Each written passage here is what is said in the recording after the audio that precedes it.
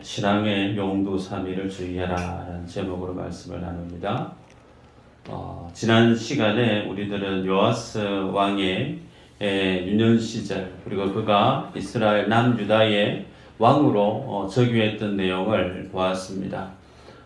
기억을 다시금 소환하시면서 남유다에 많은 왕들이 있었지만 하나님 앞에 나름 선한 왕이다라고 할 때 요아스 왕이 그 반열에 속했던 것을 우리는 지난 시간에 보았습니다.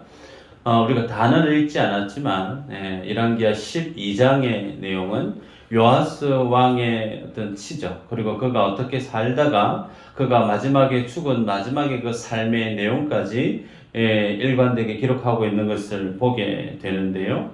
선왕의 길을 걸었던 그 요아스가 마지막에는 하나님이 기뻐하는 믿음의 정도를 벗어나 버리는 안타까운 삶으로 마감하는 것을 보게 될 때 그의 믿음의 처음의 모습에서 마지막에 안타까운 모습으로 바뀌어진 그 모습을 보면서 오늘 우리가 주님 앞에 내가 새롭게 말씀 앞에 재정비해야 될 믿음의 모습이 무엇인지를 돌아보는 은혜가 있기를 주의 이름으로 축복합니다. 본문의 2절을 보면 요아스는 제사장 여호야다가 그를 교훈하는 모든 날 동안에는 여호와 보시기에 정직히 행하였으되 라고 얘기합니다. 성경이 요아스 왕에 대한 평가를 할 때 참 정직히 행했던 왕이다 라고 좋은 평가를 내립니다. 그리고 3절에 보면 그가 바알 제사장과 신장과 관련된 우상을 타파했지만 산당만은 없애지 못했다라고 성경 기록하고 있죠. 당시에 산당의 기능은 하나님 앞에 제사하는 그런 장소적 기능도 있었지만 동일하게 그 산당에서 우상에게도 제의를 행하는 그런 기능이 있었기 때문에 정리하면 요아스가 이스라엘의 종교 개혁을 추진했음에도 불구하고 모든 일반 민중에 이르기까지 모든 사람들에게 여호와 하나님의 신앙으로 돌이키는 부분에 있어서는 한계가 있었음을 성경이 밝히고 있습니다. 그런 가운데 그가 오늘 본문의 중심으로 다루고 있는 하나님의 성전을 향한 그의 업적이 어떠한가를 중심으로 기록하고 있죠. 5절을 보면 제사장들이 각각 아는 자에게서 받아들여 성전의 어느 곳이든지 파손된 것을 보거든 그것으로 수리하라 하였으나 자, 이 무슨 말씀이냐면 요아스 왕이 성전의 파손된 부분에 대해서 성전 수리를 명했다 그런 뜻입니다. 그래서 성전 수리를 명할 뿐만 아니라 성전 수리에는 그에 따른 비용이 발생하는데 그 비용까지 다 책정해서 집행하게 만들었습니다. 불구하고 그의 명령이 제대로 잘 수행되어졌는가? 결론적으로는 잘 되어지지 못했어요. 당대에는 화폐가 은으로 일반적으로 통용되었기 때문에 성전세를 은으로 받았고 은으로 받은 그 성전세를 가지고 성전을 수리하게끔 명했음에도 불구하고 시간이 가도 그 성전이 수리되어지지 못했음을 보게 됩니다.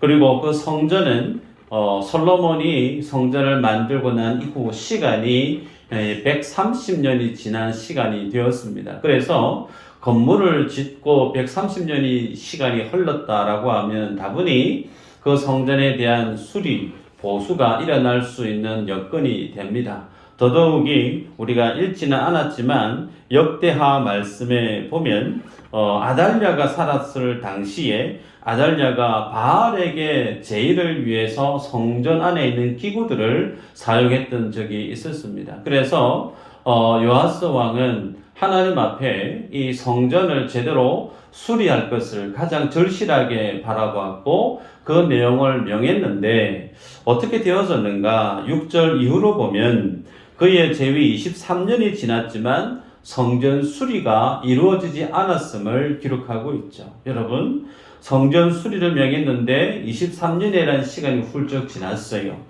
이 사실을 보여주는 것은 요아스의 어떤 그런 카리스마, 그의 위엄이 당대의 많은 백성들에게까지 뿌리 깊게 영향력 있게 잘 전해지지 못했음을 우리가 유추할 수 있겠죠.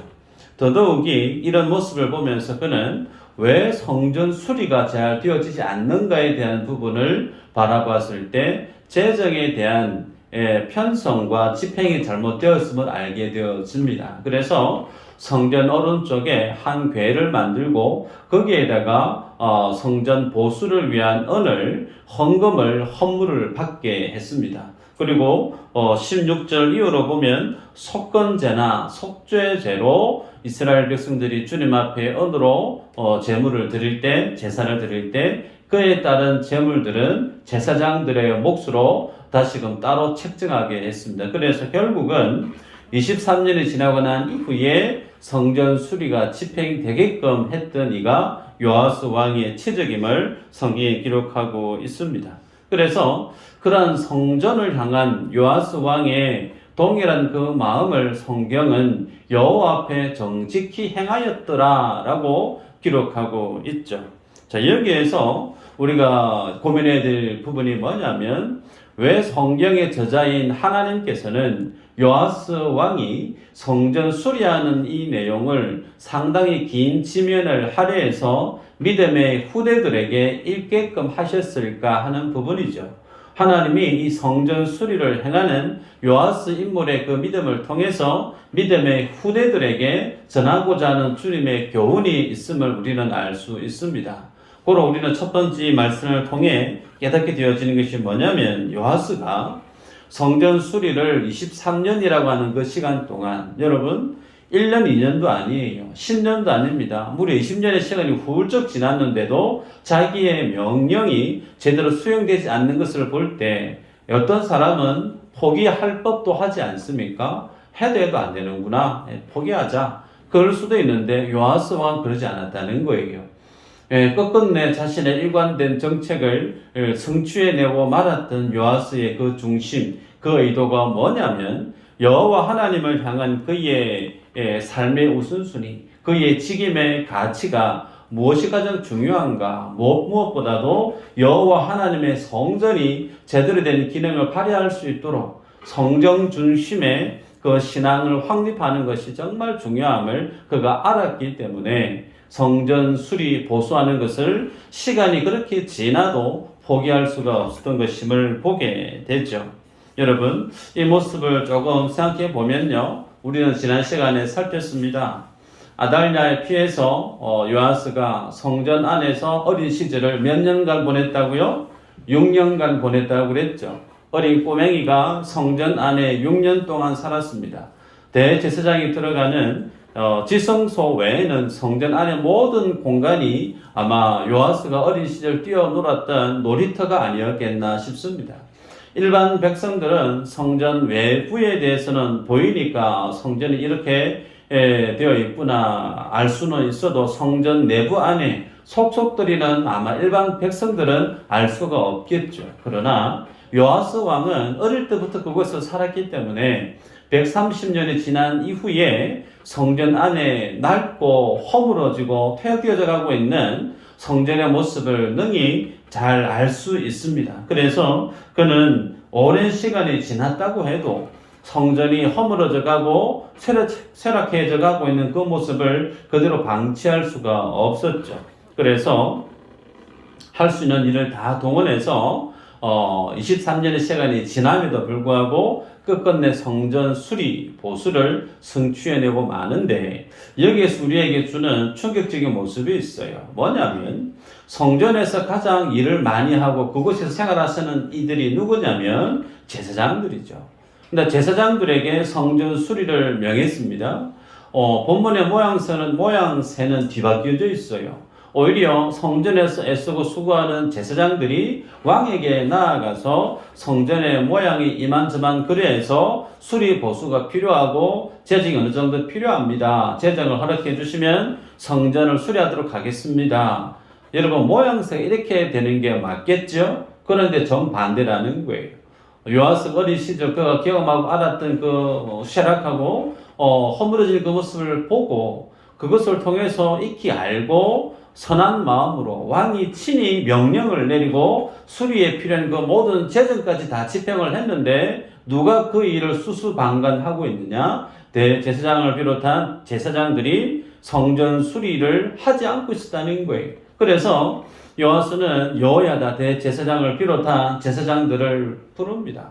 그리고 꾸중을 합니다. 책망을 합니다. 그러면서 끝끝내 성전 수리가 되게끔 재정을 집행하는 것을 보게 됩니다. 여러분, 이 모습을 보면서 오늘 대제사장을 비롯한 제사장이 자기가 몸담고 있는 가장 아껴야 되고 중요시 여겨야 될 성전을 등한시 여기고 있는 그 모습이 누구의 모습인가? 죄송하지만 저의 모습이기도 해요. 교회를 가장 사랑해야 될 목사가 교회를 사랑하지 않는 모습, 저의 모습이기도 합니다. 저의 모습만일까요? 아니요. 여러분의 모습도 이 안에 포함되어져 있습니다. 한국 교회의 모습이 여기 안에 포함되어져 있다 고백할 수 있습니다. 여러분, 우리들은 교회를 하나님이 허락해 주셔서 이제 완공을 앞두고 있습니다. 이전에 우리 소유의 예배당이 없어서 빚내서 월세를 살았던 우리 교회에 지난 날이 있었습니다. 그랬던 시절을 뒤로하고 이제는 들어오면 좋다. 온화하고 깨끗하고 장의자는 너무나 편안하고 양 목사가 2시간 설교해도 전혀 피곤하지 않을 듯한 좋은 환경 속에 우리는 예배하고 있어요. 그죠? 더우면 버튼 누르면 에어컨이 나옵니다. 최적의 환경에서 우리가 예배를 드리고 있어요. 그런데 좋은 것만 보일까요? 아니요. 아직까지 우리 교회 안에는 회복해 가야 될 많은 영역들이 있습니다. 부끄럽지만 소개하면요. 교회 안에 올라오는데 밑에 경사지가 높죠. 젊으신 분들은 무릎이 튼튼하니까 씩씩하게 걸어오시면 됩니다. 그런데 연세가 있으신 분들은 그 고바위를 걸어 올라오시는 게 힘에 겹습니다. 쉽지가 않아요. 휠체어를 타시는 분들이 우리 교회에 혹 들어올 때 마음 편하게 화장실을 쓸 수 있는 장소가 우리 교회 안에 없습니다. 그리고 새벽 예배를 비롯한 모든 예배 때마다 장소가 멀어서 교회 차량이 없어서 먼 거리를 여름에 무더위를 뚫고 걸어서 오갔던 많은 경험이 있었습니다. 그랬는데 하나님이 은혜를 주셔서 새로운 교회차를 주님이 허락해 주셨어요. 이제 그 교회차를 타고 편하게 예배를 오갈 수 있는 상황이 구비되어졌음에도 불구하고 지금 무엇이 필요하냐면 차량은 있는데 차를 운전하실 분이 필요합니다. 주변을 보시신 분은 아시겠죠. 새벽 시간에 차량을 운행하실 분이 필요하고 수요 예배나 주일 오전 오후 때나 예배를 위해서 섬길 운전하실 수 있는 기사분이 필요합니다. 이 외에도 우리 교회 안에 필요한 것들이 많이 있습니다. 첨탑은 언제 올리죠? 교회 이름은 언제 붙이죠? 이런저런 교회 안에 필요한 것들에 대해서 혹은 문제에 대해서 얘기하시는 분들은 제법 있을 수 있어요. 그런데 그 문제를 바라보고 그 문제를 풀어야 될 것이라고 얘기해 주는 것도 감사한데 제가 더 감사할 수 있는 것이 뭘까요? 내가 그럼 그 문제를 풀겠습니다라고 하는 문제를 지적하고 문제를 알려주는 위치에서 좀 더 진일보에서 내가 그 문제를 내가 해결하겠습니다라고 하는 자리까지 나아가는 교회의 모습이 우리에게 필요하지 않느냐는 겁니다. 누군가는 하겠지. 이 모습이 누군가는 채워지겠지라고 수수방관하고 있는 그 모습이 혹 우리들 안에 있다고 하면 그 모습이 누구의 모습과 같을까요? 요하스의 명령을 받고 성전 수리를 가장 앞장서서 해야 될 제사장들이 성전에서 일하면서 그 성전에서 주께 영광 올려드린다고 하면서 성전에 대해서 애착이 없이 성전에 대해서 수수방관하고 있었던 제사장들의 모습과 다르지 않다는 겁니다. 바라기는 저 여러분 모두가 교회 안에서 이 자리를 우리의 믿음의 지경이 넓어지기를 축복합니다. 요하스가요, 바알을 섬기는 우상을 혁파하고 개혁신앙을 향해서 열심히 대대적인 일들을 많이 했습니다. 신당을 깨고 없애고 바알신을 깨 부수고 하나님이 기뻐하는 많은 일들을 했는데 거기까지는 좋아요. 그런데 그것을 비움이라고 할 때 그 비움은 채움을 위한 비움이라는 거예요. 다 비우는 것은 중요한데 그 속에 여호와의 신앙으로 하나님이 기뻐하는 믿음의 영광으로 그 빈 공간을 채우지 않으면 그 이전의 그 모든 신앙의 개혁과 그 모든 비움은 의미가 없다는 겁니다. 우리가 주님 앞에 믿음의 열정을 가지고 교회의 거룩을 갖추고 생명사역을 위해서 부르짖을 수 있습니다. 열심을 내고 주님 앞에 땀 흘리고 일할 수가 있어요. 근데 그 부분에 있어서 우리가 주님 앞에 해야 될 부분, 하나님이 기뻐하시는 성전으로 내 안에, 내 믿음의 삶이, 내 가정이, 내 인생이, 내가 몸담고 있는 주님의 교회가 성전, 교회 본연의 기능을 회복해 가는 그 자리까지 나의 믿음의 지경이 넓어져 가야 됨을 우리에게 도전합니다. 두 번째는요, 말씀 한번 따라할까요? 말씀의 지하수에 인생의 뿌리를 내리라. 네. 2절을 보면요, 요한스는 제사장 여호야다가 그를 교훈하는 모든 날 동안에 라는 표현이 있습니다. 요아스가 23년의 제일기간 동안에 그의 명령이 완성되어지지 않았음에도 불구하고 끝끝내 성전 수리를 완성할 수 있었던 그 근거가 어디에 있느냐? 그의 연약한 지도력이 있지 않고 그의 어떤 다른 데 있지 않고 성경은 얘기합니다. 여호와스는 제사장 여호야다가 그를 교훈하는 모든 날 동안에, 여호야다가 제사장으로서 요아스 왕에게 교훈했다는 거예요. 그 교훈했던 것, 그것은 다름 아닌 하나님의 말씀이죠. 하나님의 말씀을 교훈을 받아서 끝끝내 23년의 시간이 지났음에도 불구하고 하나님의 성전을 성전답게 수리를 했음을 밝힙니다. 자, 그러면 여호야다에 대해서 우리가 볼 필요가 있는데요, 우리가 읽지 않았지만 역대하 24장 15절 이후로 오늘 읽었던 열왕기하 12장의 병행 본문이 되는데요, 여호야다가 130살에 죽습니다. 그런데 130살에 꽤 장수를 하고 죽었는데 그의 시신이 어디에 장사되었느냐면 성경은 다윗 성의 여러 왕의 묘실에 장사되어졌다 그럽니다. 역대하 24장 16절에 무리가 다윗 성 여러 왕의 묘실 중에 장사였으니 이는 그가 이스라엘과 하나님과 그의 성전에 대하여 선을 행하였음이더라. 성경은요, 여호야다 대제사장이 하나님과 이스라엘과 성전에 대해서 선을 행했다라고 여호야다의 업적을 밝히고 있습니다. 왕만이 묻힐 수 있었던 그 왕의 묘실에 여호야다라고 하는 대제사장이 그것을 묻혔다라고 하는 것은 그의 업적이 정말 대단했음을 성경이 기록으로 남겨놓고 있습니다. 그래서 여호야다의 평을 주님이 하기를 14절 이후로 보면 여호야다가 세상에 사는 모든 날에 여호와의 전에 항상 번제를 드렸더라.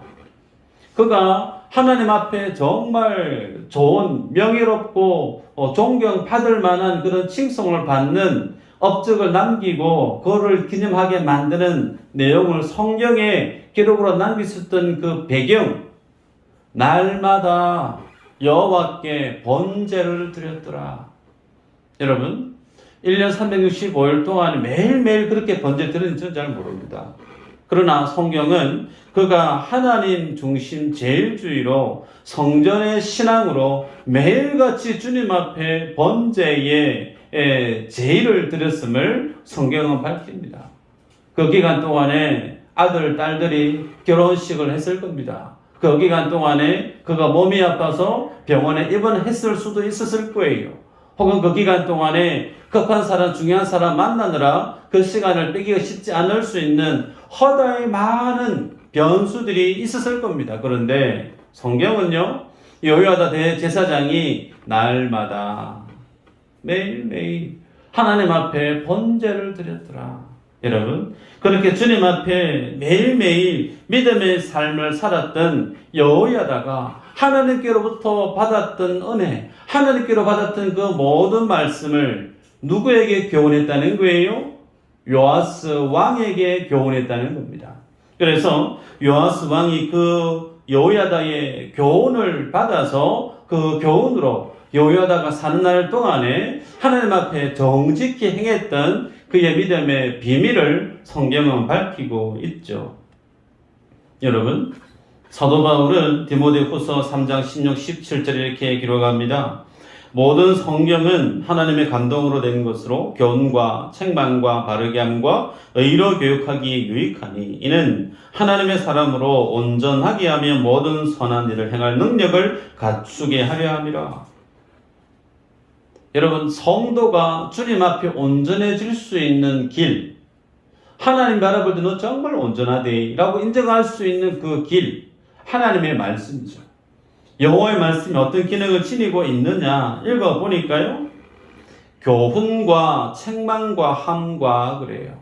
소위 교훈, 오늘날로 얘기하면 가르침, 혹은 좀 더 솔직한 말을 표현하면 참견, 또 그 안에는 뭐도 있다고요? 책망도 있대요. 여러분, 우리가 어떤 일을 하고 있는데 옆에 어떤 분이 오셔가지고 계속 이래야 된다, 저래야 된다, 막 참견하고 가르치려고 그래요.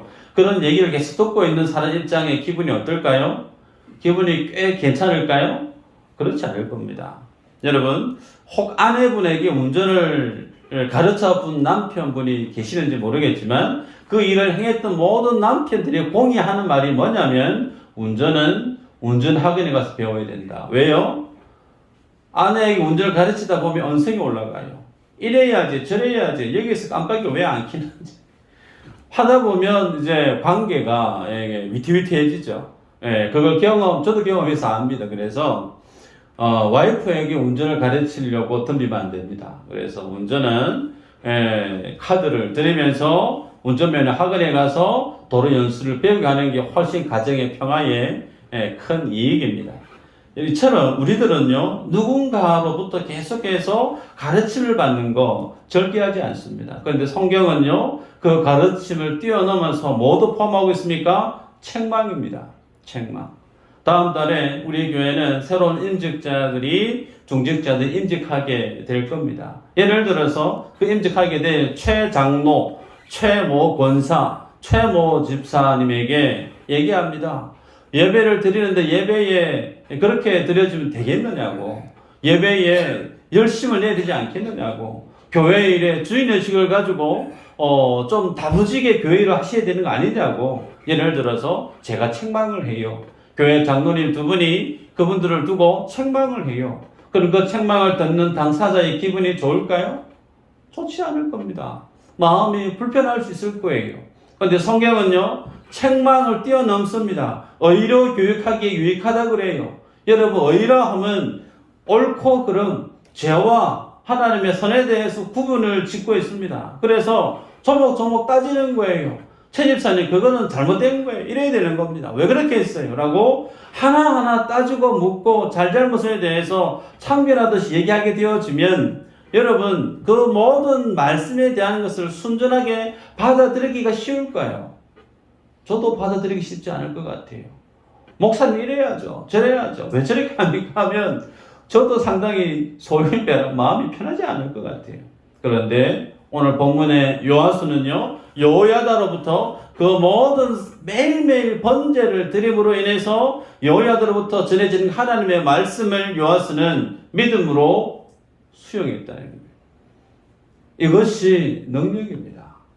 이것이 그의 삶의 그 힘든 아무도 없는 자리에서 왕으로 등극하고 자신의 말을 어느 누구나 따라주지 않는 소위 힘없는 왕의 모습으로 비춰짐에도 불구하고 그가 변함없이 하나님이 기뻐하시는 그 일을 행할 수 있었던 근거, 그의 삶의 비결이 어디에 있었느냐? 날마다 하나님의 말씀을 듣기 위해서 귀를 열었다는 거예요.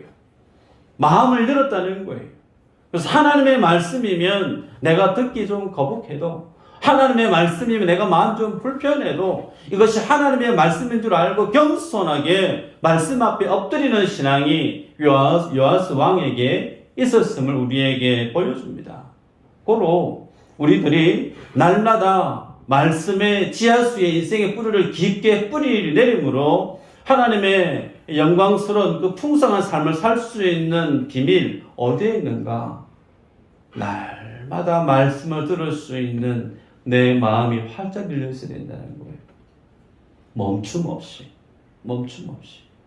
매 때마다 시마다 하나님의 말씀이며 겸손히 그 말씀을 들으려고 하는 열린 마음의 자세가 우리에게 늘 있어야 됨을 성경이 강조합니다. 여러분, 그러기에 저는 여러분에게 소원합니다. 기대합니다. 세상 사람들은요, 돈으로 살죠. 지위로 삽니다. 소위 육신의 안목의 정욕이 내가 원하는 수준만큼 되면 그것으로 참 기뻐하고 즐거워하고 그것으로 살아가요. 근데 성도는 무엇으로 살죠? 성도는 하나님의 은혜로 삽니다. 내게 들려지는 말씀이 없으면 말씀 듣고 싶어서 안달복달하는 영적인 본성이, 영적인 본능이, 갈급함이 우리 안에 있어야 돼요. 말씀이 들려지지 않아도 내 영혼이 주의 말씀 앞에 그 은혜에 깊게 잠겨있지 않아도 하등의 문제의식을 느끼지 못한다라고 하면 그분은 주님 앞에 가슴을 찢는 회개가 필요할 때입니다. 말씀이 들려지는 자리를 여러분 스스로 점검하시고 그 믿음의 자리에 나아갈 줄 아는 여러분 되기를 주의 이름으로 축복합니다. 마지막으로 한번 따라할까요? 믿음 생활은 처세술이 아닌 생명줄이다. 네. 믿음 생활은 처세술이 아니에요. 믿음 생활은 생명줄입니다. 이게 무슨 내용인가? 읽었던 본문에 보면 17절 이후로 제사장 여호야다가 죽습니다. 죽고 난 이후에 급격하게 남유다는 그리고 요아스의 모습은 외세에 크게 위축되어지는 상황이 발생합니다. 심지어 마지막에는 그 요아스 왕이 자기의 신하들에 의해서 암살당하는 그런 일도 일어나는 걸 보게 되죠. 병행 본문이 역대하 24장 17절 이후로 이렇게 기록합니다. 여호야다가 죽은 후에 유다 방백들이 와서 왕에게 절하매 왕이 그들의 말을 듣고 그의 조상들의 하나님 여호와의 전을 버리고 아세라 목상과 우상을 섬겼으므로 그 죄로 말미암아 진노가 유다와 예루살렘에 임하니라.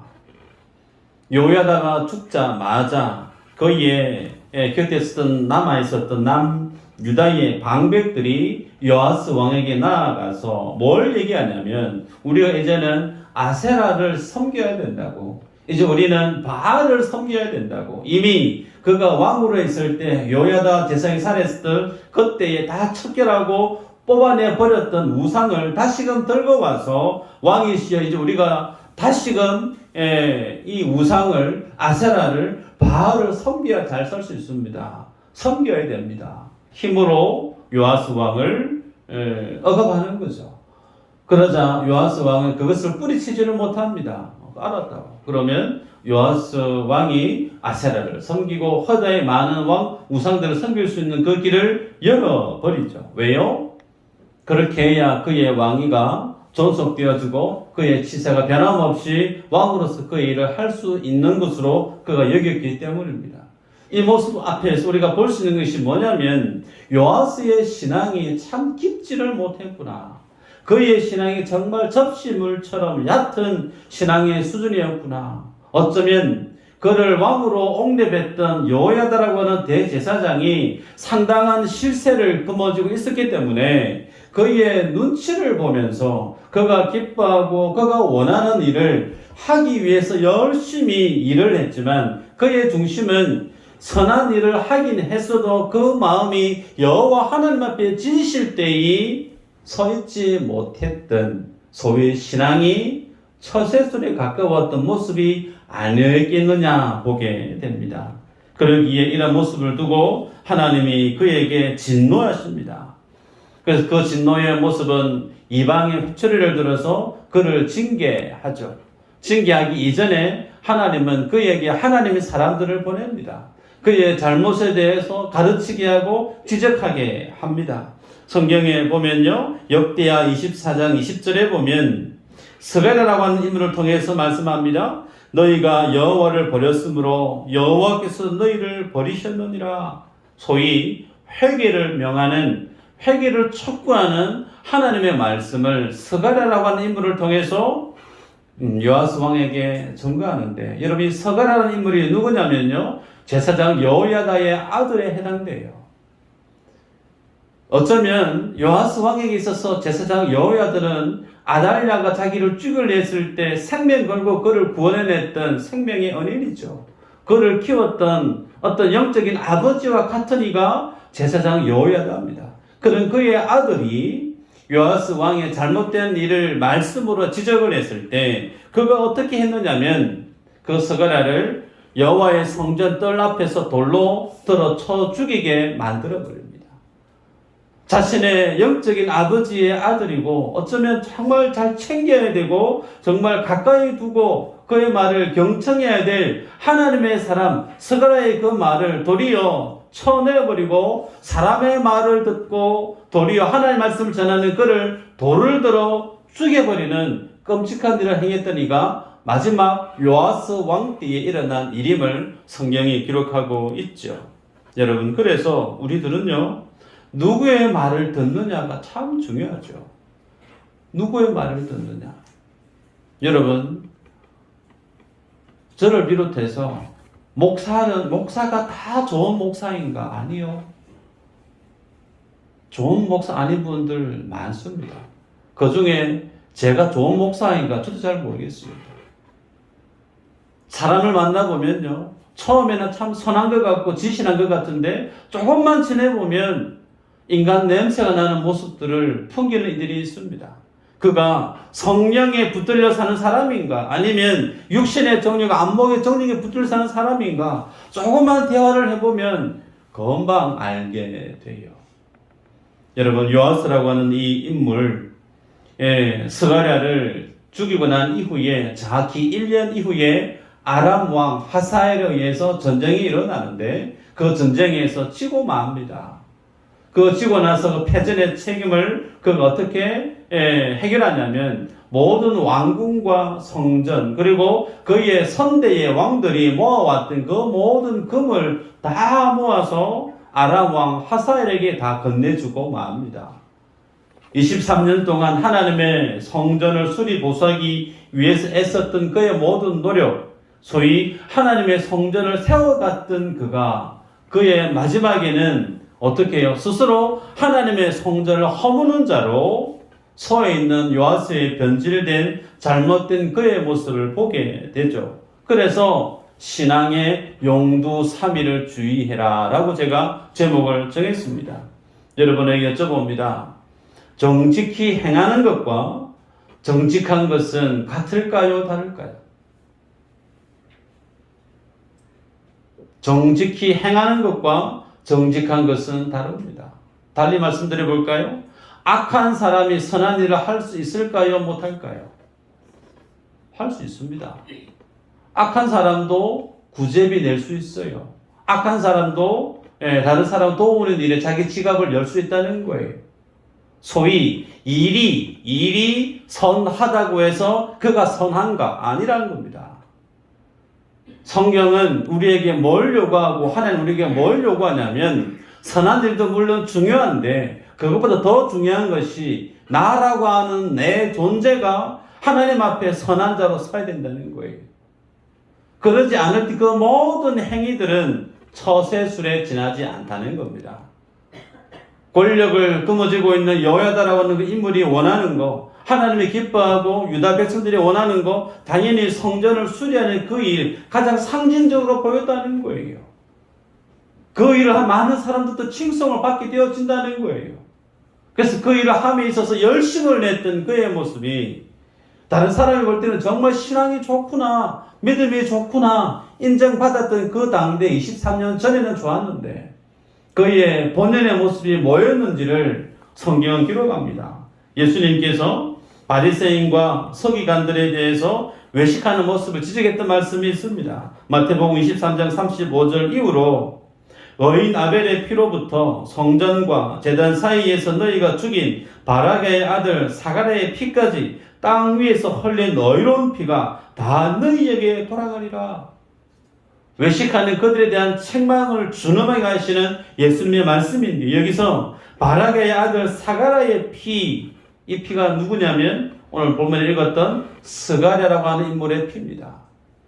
고로 하나님은 바리새인과 같은 신앙을 지닌 자가 누구라고요? 요아스 왕의 신앙임을 주님이 고발하고 있습니다. 여러분, 신앙은요 처세술 아니에요. 믿음은 처세술 아니에요. 믿음은 생명줄입니다. 여러분이 주님 앞에 나와서 열심히 일할 수 있습니다. 열심히 봉사할 수 있고 충성할 수 있어요. 그런데 그것보다 더 중요한 게 뭐냐면요. 주님 앞에 내 마음을 여호와의 거하시는 성전으로 세워가야 되는 거예요. 자칫 잘못하면 내가 기쁘기 위해서 교회에 봉사할 수 있습니다. 나아가 내가 감사하고 내가 즐거워하기 위해서 선교하는 일에 내가 동참할 수 있어요. 얼마든지 할 수 있습니다. 그래서 내가 선교 뒤에 교회를 몇 개를 개척했고 내가 교회를 위해서 내가 얼마만큼 많은 일을 했다고 자랑할 수 있습니다. 여러분, 그 모습을 두고 세상 사람들은 동일하게 훌륭하다고 칭찬할 거예요. 근데 하나님은요, 우리 하나님은요, 내가 행했던 업적으로, 내가 행했던 신앙의 행위로 우리를 바라보지 않습니다. 우리의 됨됨이를 보세요. 내 중심을 보세요. 말씀을 맺습니다. 여러분, 신앙의 용두삼이었던 요아스가 아니라 끝까지 십자가 붙들고 마치 로마로 가면 당신 죽습니다 라고 했던 사도 바울이 자신의 죽음의 길을 다 압니다. 그럼에도 불구하고 자신의 죽음이 기다리고 있는 그곳을 향해 나아갔던 그 삶의 모습이 뭐죠? 우리가 가야 될 믿음의 방향성이라는 거예요. 업적이 아닙니다. 내가 걸어왔던 신앙의 열매들 자랑하는 거 아니에요. 그 모든 것들 하나님 우리에게 주신 하나님의 선물이었어요. 주님이 건강 주셨기에 충성할 수 있었고, 아멘이죠. 주님이 내게 돈 주셔서 내가 주님 앞에 헌신할 수 있었습니다. 아닌가요? 맞습니다. 그래서 주님 앞에 내가 행할 수 있는 것, 행한 것들 업적으로 주님 앞에 서려고 해서는 안 돼요. 예수 십자가 외에는, 그 외에는 주님 앞에 두고 할 수 있는 것이 아무것도 없어요. 이 믿음의 진리를 붙들고 주님 앞에 끝까지 믿음의 유종의미를 거두는 우리 모든 분들 되시기를 주의 이름으로 축복합니다.